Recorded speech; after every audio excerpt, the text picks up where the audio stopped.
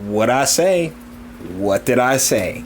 The closer we got to the school year, the more we would start to see stories like this. This is coming to us from New Jersey 101.5. New Jersey mayor says LGBTQ curriculum will destroy religious freedom. This is written by Dan Alexander.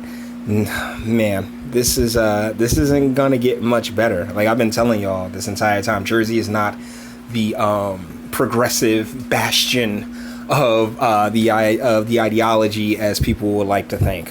This is from Barnegat. Mayor Alfonso Cirulli used Tuesday's Township Committee meeting to speak against the state-mandated LGBTQ curriculum being introduced in middle and high schools, calling it an affront to Almighty God. Cirulli, a former assistant principal, said that while laws are implemented with the best of intentions, we've crossed over the line into absurdity with the introduction of the law for the 2020-2021 school year. Cirulli made his comments during the mayor's report portion of the meeting and said the comments are his own opinion and do not represent the municipality. There is no hate or bigotry intended here. Everyone has a right to live his or her life the way they want to, but no group has a right to force others to comply with their beliefs, deprive them of their First Amendment rights, and strip the rights of parents as to how to morally raise their children. The Republican mayor of the township of 21,000 people is the latest elected official to criticize the new curriculum mandate. The law does not teach sex or promote sexuality. The intent of the law is to include instructions and readings that accurately portray political, economic, and social contributions of persons with disabilities and lesbian, gay, bisexual, and transgender people. Examples include women who dressed as men while fighting in the Civil War. Not sure how that's an example of transgenderism. The anti-communist lavender scare of the 1950s. As you can see, they're trying to break down the mental barrier of communism being bad. The debate over the adoption and repeal of the military's Don't Ask, Don't Tell policy, and marriage equality. Cirulli said sexual preference is a mindset, and there is no comparison between a person's sexual preference with racial or ethnic discrimination. Cirulli noted that the law does not have an opt-out for students, which he said upsets him the most.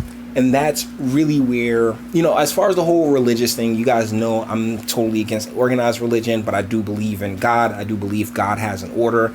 God has that he particularly likes things. So if he didn't, he wouldn't have designed things the way that he did. But hey, we live in a time where there are tons of people more than happy to openly say how God's wrong. I mean, women are just fantastic at it, okay? I mean, they will sit there, they will cake layers of makeup on their face. So, because guess what? God gave them the wrong face. There are women that go out to, Brazil and all these different places getting butt implants. So let's be real. They are the ones most happily to sit there and talk about how God's wrong. And there's also a growing contingency of people without any faith at all. So we're in a very weird position. You can't opt out because LGBTQ individuals have contributed to our nation's history in the same way that women, people of color, and immigrants have contributed. What does a person's sexual preference have to do with anything or whose business is it anyway? How would anyone who knows a person's sexual preference unless that person professes it? And what is his or her motive for professing it?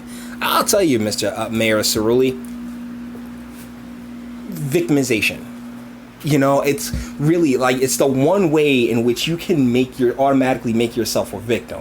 And if you don't believe me or you think I'm coming from a place of ignorance, I dare you go check out the Jessica Yaniv videos that I have up, because this is really where the whole transgenderism, the B's and the T, not the B's, but the T's of the LGBTQ are really like the ultimate end game. That's just so much chaos, so much confusion, when in reality, no. It looks to play to people's fantasies and indulge in delusions of grandeur, as opposed to, hey, this is the reality of the scenario, deal with it. The nation was established on the principle of religious freedom. Politicians have no right to promote LGBTQ agenda through laws that are intended to destroy religious freedom, especially our Jewish and Christian heritage, Cirulli said. Deputy Mayor John J. Novak spoke in support of Cirulli and said it should be up to parents to teach things with spiritual or religious connotations, which I personally agree. I think that in the state is in such a rush to be the parents. I mean, make no mistake, they've been doing this in the urban portions of our state for a very long time. Now that, other places are experiencing it, they're like, oh, wait, we ain't signed up for all this. Parents have rights. If I want my child to learn about homosexuality, either I will teach him, or if I am ill qualified or uncomfortable doing it, I will find an appropriate person that I think is appropriate to teach my child what I want my child to learn about LBTG and Q curriculum, not the government, Novak said, which I agree with 100%. Bridget Nunn, a resident who spoke during the public session after the mayor, said she felt like she was in church. I am appalled that you would sit up there as mayor and spew what you just spewed out. Resident George Fedzorik said. He asked what Cirulli was afraid of, a word the mayor took offense to. I'm afraid of the children being indoctrinated, the mayor said. Garden State Equality spokesman John Oliveira said the organization was in an all-day retreat and could not respond to email yet Wednesday. He told the Asbury Park Press that you cannot opt out of LGBTQ inclusive curriculum, just like you cannot opt out of science or Black history simply because of ill-informed or closed-minded personal beliefs. But that's the thing, it is their personal beliefs, and these are their children, not yours.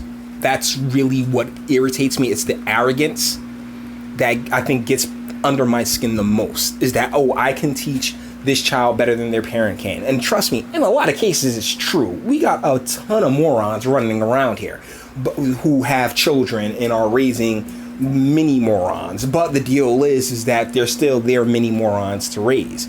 And had we spent the last 40, 50 years reinforcing the nuclear family unit, instead of dismantling it, then I think we'd be better off today. Earlier this year, Hackensack School Board member Frances Kogella came under fire for an email in which she said she found the state's new LGBT curriculum law to be incredibly disturbing and frankly shocking. She was also upset by the lack of an opt-out option. Kogella apologized for causing offense, but resisted calls for her resignation by State Senator Loretta Weinberg, who I think's heart's in the right place, but her actions are just terrible, and Assemblyman Gordon Johnson, Democrats representing Hackensack. So that's it for the story. But the deal is that when it comes to what's being taught to these kids, I would rather these kids learn about home ownership, taxes, how to, think creatively, as opposed to putting this on the curriculum list, I mean, my sister's a teacher, and I see like what she has to go through as far as state mandates for her job every single year. And it's nuts. It really is. They sit there and plow all this stuff on the teacher's plate. And then when it comes down to what the kids are learning or what the kids are getting, that's really secondary. And it's because our schools are just, in many ways, are sabotaged to fail. And the people that end up getting failed the most are the kids. And whereas, I think they got, when it comes to the sexual part, in regular sex ed, they get it wrong all the time. So I wouldn't expect them to get, this much right, as well as when it comes to, the history and everything else like that. As during the breakdown, what we spoke of was it's like anti-communist stuff. Like they want to start making people think, oh yeah, communism's cool, man, by all means. Yeah, we socialism and all that other stuff. I got another video on deck that I'm going to get into about that whole nutshell. And then, women that dress like men in the Civil War. Okay, fine. What does that have to do with sexuality, with their sexuality at all? If these things are so important, guess what? You don't need the whole curriculum to, to put it out there.